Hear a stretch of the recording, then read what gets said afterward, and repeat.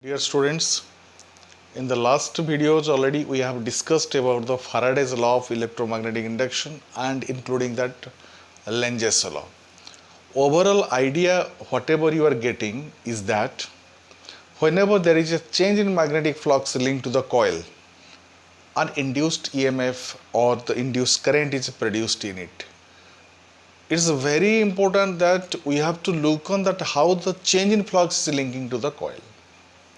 We are giving more importance on the changing fluxes whatever are touching to the coil or the circuit, and from that we know that ideas from the Faraday's laws or including that Lenge's law, you know that the induced EMF E equal to minus n d phi by dt. This is the Faraday's law. You know it, that is E equal to minus n d phi by dt. So that it indicates E is the induced EMF whichever is produced, and d phi by dt is the rate of change of magnetic flux linked to the coil, and n is the number of turns, and the negative sign indicates the polarity which will be developed in the circuit due to that it opposes the cause which is producing the induced EMF. That you know already is being explained in Lenge's law, how that polarities will be developed, how the direction of the induced current can be determined by the Lenge's law. Here the portion is that we have to find out the motional EMF. What about the motional EMF? The important thing is that the motional EMF, from the Faraday's law of electromagnetic induction, we must have to discuss about the motional EMF. Motional EMF, that means something is in motion. Something is in motion in the magnetic field, and that EMF which will be induced. Something means how we can get the motional EMF, how we can get the changing magnetic flux. We are having the different ways. If the strength of the magnetic field or intensities of the magnetic field will be changed, varying magnetic field, the varying magnetic field means the magnetic field will be increased or it will be decreased, and that magnetic field is linking to the coil. In that case we are finding the changing magnetic flux is linking to the coil, so the induced current will be produced. The number one is that what you are getting, how you are getting the EMF. First of all you are getting the EMF by changing the strength of the magnetic field which will be linking to the coil. Number two, due to the rotation of the coil in the magnetic field. If the coil will be rotated, suppose this is the coil and magnetic field is here. If the coil will be rotated, orientation of the coil in the magnetic field, if the coil will be rotated in the magnetic field, at the same time also we can get the change in magnetic flux will be linking to the coil and induced current also will be produced.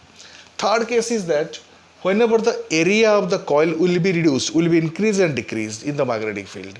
Suppose one coil is like that, and if the magnetic area will be reduced and it will be expanded, increasing or decreasing the area in the magnetic field, what will happen? The change in magnetic flux also will be linking to the coil and induced current also produced in the coil. So here the motional EMF, why you are using the word motional EMF means that here already you have taken on U-shaped coil, U-shaped frame, and that AB is movable. AB can be moved, so it becomes a circuit and it becomes a network, and where that AB is moving, as the AB is moving, the area of the coil, area of the circuit reduces and increases, decreases and increases. By varying the area, by changing the area, we can obtain the change in magnetic fluxes will be linking, and the induced current will be produced in it because of a rod is moving in the magnetic field. So here I am representing, that is the cross marks here. The cross marks are indicating the magnetic field is directed inward, perpendicular to the plane of the paper, and AB is the rod, length of the rod, that is which is moving in U-shaped coil, U-shaped frame. AB is moving, it is a movable one. So L is the length of the AB, L equal to length of the rod, length of rod. L is the length of the rod, and it is moving in U-shaped coil. It is moving in U-shaped coil, and that AB is pulled, the rod is pulled outward with velocity V. So any dt time, what will happen? That with velocity V it is pulled towards the right with velocity v in dt time. So it will be coming to a dash b dash position. It will be coming to a dash b dash position with velocity v in time interval dt.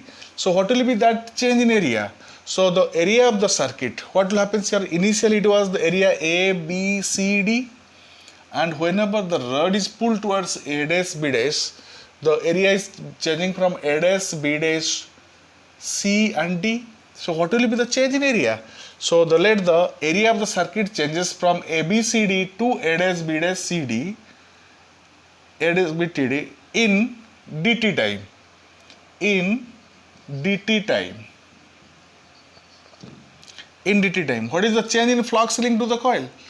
What will be the change in flux? Change in flux equal to B, because flux linked phi equal to B dot A. You know that is the B dot A. So change in flux will be equal to B into change in area. Clearly, whatever the area change, which one is the change in area? Change in area equal to A, B, B dash and A dash. This is the change in area. Initially it was the area, and final this was the area, and if you minus A dash, B dash, C, D minus area A, B, C, D, the increase in area will be A dash, B dash, B, A. So that is the change in area. So change in area will be equal to B into, what is that area? This is the change in area. What will be the this area? This area, this is the L and this is the VDT. This is the L and this is the VDT. Length is the L and breadth is becoming the VDT, because it is pulled towards right with velocity V in dt time. If it is moving with velocity V in dt time, it must be equal to VDT. So that change in area will be L into VDT. So you are finding this is BLVDT. So change in flux linked to the coil is BLVDT. That is BLVDT. Or if we talk about the d phi by dt, d phi upon dt equal to, you are finding that is BLV. And if you find out that d phi by dt from the Faraday's law, you are knowing that is E equal to BLV. This is the motional EMF. That is called the motional EMF. We are getting the EMF which will be produced in the coil is equal to motional EMF. It is very clear that we are getting the magnitude of motional EMF through the conductor. Not only the EMF will be produced here, because this is the U-shaped conductor, the EMF will be developed and the current also will be flowing through this coil. And the important thing is that how to find the direction of the current. The important thing is how to find the direction of current, and the direction of the current will be determined by Fleming's right hand rule. The direction of the current is determined by Fleming's right hand rule.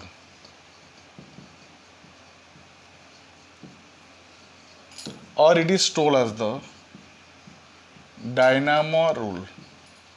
What the dynamo rule tells? So that what the right hand thumb, Fleming's right hand rule, what it is telling, if the thumb, forefinger and this is the middle finger are stressed mutually perpendicular to each other. This is stressed mutually perpendicular to each other because all these fingers are mutually perpendicular to each other of the right hand. So what will happen? FMC, F is the force, M is the magnetic field, C is the current. That means the thumb indicates the direction of the force acting on the coil, on the rod, and M is that is forefinger indicates the direction of the magnetic field, and C, that is the middle finger, indicates the direction of the current. That is force, magnetic field and current. You must be understanding in which direction I am showing it here now. That is, you simply have to remember FMC, father, mother, children. Father, mother, children. This is the father, mother, children. Then what happens here? FMC, if that is the thumb indicates the direction of the force acting on the rod, and that is the forefinger indicates the direction of the magnetic field. Then Current will be the last one. Then the middle finger indicates the direction of the current, induced current flowing through the conductor. So here if you apply this Fleming's right hand rule to in this case, what will happen here now? It was like that. It was like that, just simply. It was like that. What happens here? Because the velocity with speed that the rod is taken, AB rod is taken towards right, means you are applying the force towards right. We are applying the force towards right, and that is the cross mark is indicating magnetic field is directed inward. If we apply the Fleming's right hand rule, what will be the right hand rule? FMC, the force is acting towards this side, M is acting downward. Just all of you look at here what I am telling. This is the F, force is acting towards right because the rod is moving towards right, and the forefinger, the magnetic field, direction of magnetic field is directed inward because the cross mark is indicating directed inward, and the direction along which